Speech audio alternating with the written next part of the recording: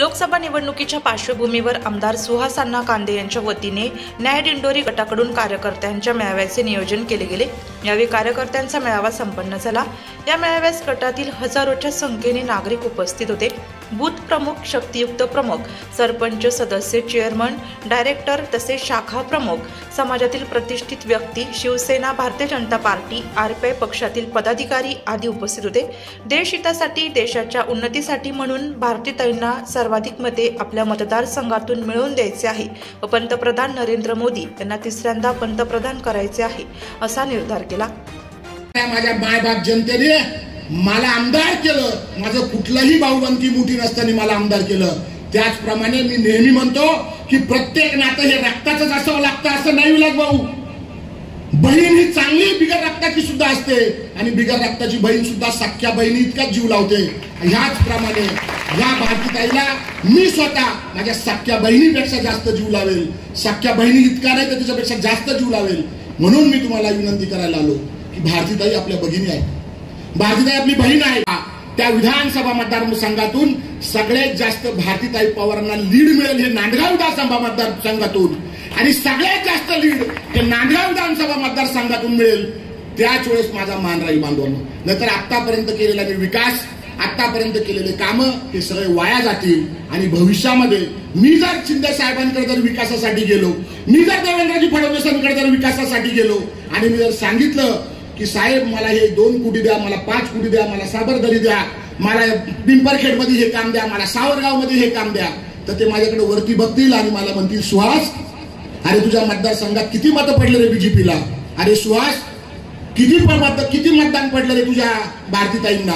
म्हणून मी आपल्याला हात जोडून विनंती करतो, जर तुम्हाला हा माझी मान उंच ठेवायची असेल आणि माझा जो मान सन्मान आतापर्यंत ज्या मंत्रालयामध्ये शासन दरबारी असेल तो जर मान सन्मान तसा। अण्णा तुमचे कुटुंब प्रमुख आहे, तुमचे तालुक्याचे आमदार आहे, तुम्ही सर्वांनी एवढ्या विश्वासाने त्याला विधानसभेत पाठवलंय।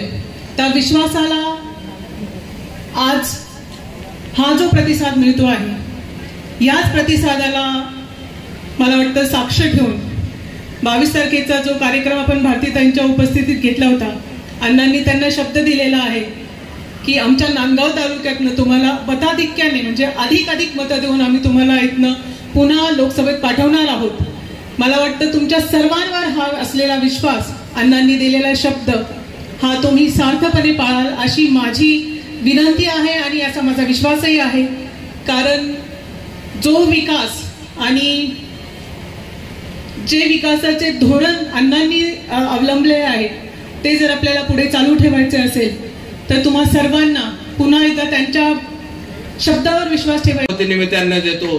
2019 मध्ये अण्णा निवडून आले, 2000च्या पुढच्या निवडणुकीमध्ये जेव्हापर्यंत अण्णा आहेत तेव्हापर्यंत आमचा पाठिंबा फक्त अण्णांना राहील। याचं सांगण्यामागचं एकच कारण आहे की त्यांचा सहयोग, सामान्य माणसांना जाणून घेण्याचा ध्यास आणि तळागाळातील पोहोचलेल्या जाती धर्मांमध्ये राहून काम करण्याची क्षमता हे माननीय अण्णांमध्ये आहे।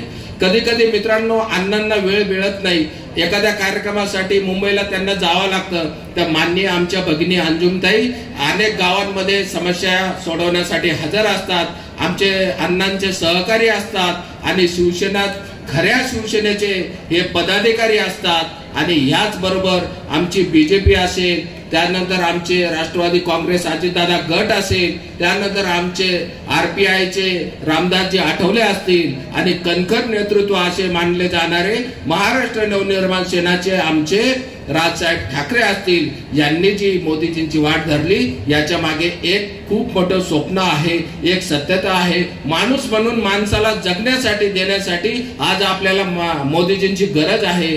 आपण अण्णांच्या रूपाने, भारतीताईंच्या रूपाने मोदीजींचा हात बळकट करण्यासाठी आपल्या मतदान रूपात सगळी मदत घेणार आहोत। मला आशा बोलल्यामुळे यदा कदाचित त्यांना आपल्याकडे छोट्या मोठ्या कार्यक्रमाला येण्याला विलंब झाला असेल, पोहोचू शकल्या नसतील, परंतु त्यांनी जे जे केलं ते राष्ट्राच्या कल्याणाकरता केलेलं आहे। देशाच्या भल्यासाठी त्यांनी आपल्या जीवनातील ते महत्वाचे जे क्षण आहे केंद्रीय मंत्री असतानाचे ते वेचलेले आहे। हे आपण नित्य या ठिकाणी स्मरण केलं पाहिजे। आणि नरेंद्र मोदींचे हात बळकट करण्यासाठी आदरणीय शरदचंद्रजी पवार साहेबांनी सांगितलं की निवडणुकीनंतर आमचा पक्ष काँग्रेसमध्ये विलीन होणार आहे म्हणून। मग विलीन होणारे तर उभे राहिलेच कशाला तुम्ही? जर तुम्हाला काँग्रेसमध्येच विलीन व्हायचं होतं तर मग ते तुतारी काय कोणतं चिन्ह घेतलं काय मला माहित नाही कोणतं चिन्ह आहे ते घेऊन तुम्हाला उभं राहण्याची आवश्यकताच नव्हती ना. लोकांच्या डोळ्यात तुम्ही कशाला धूळफेक करता?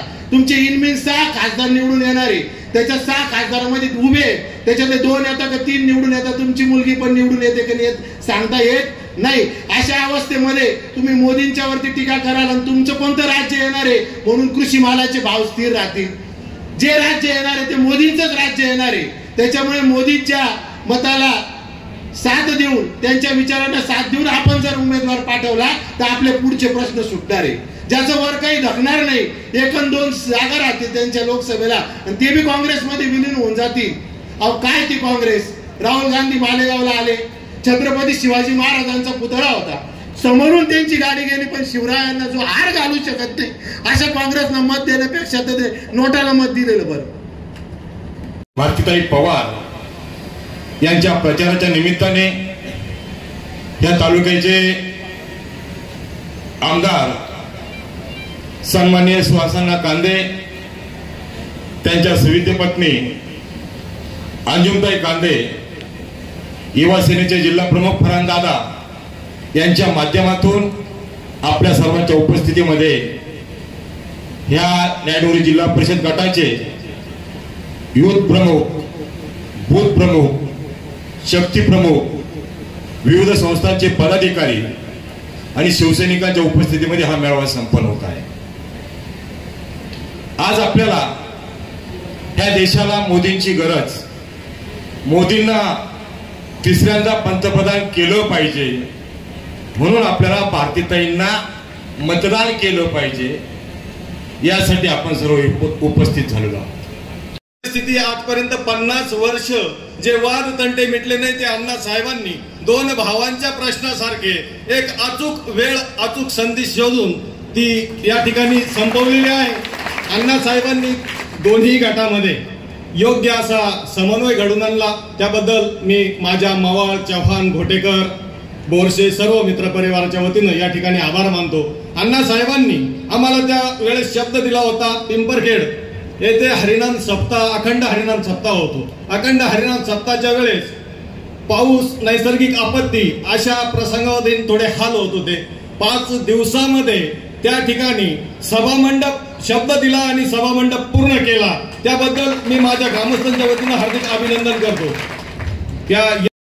नाशिक लोकशाही न्यूज ब्युरो रिपोर्ट, नाशिक.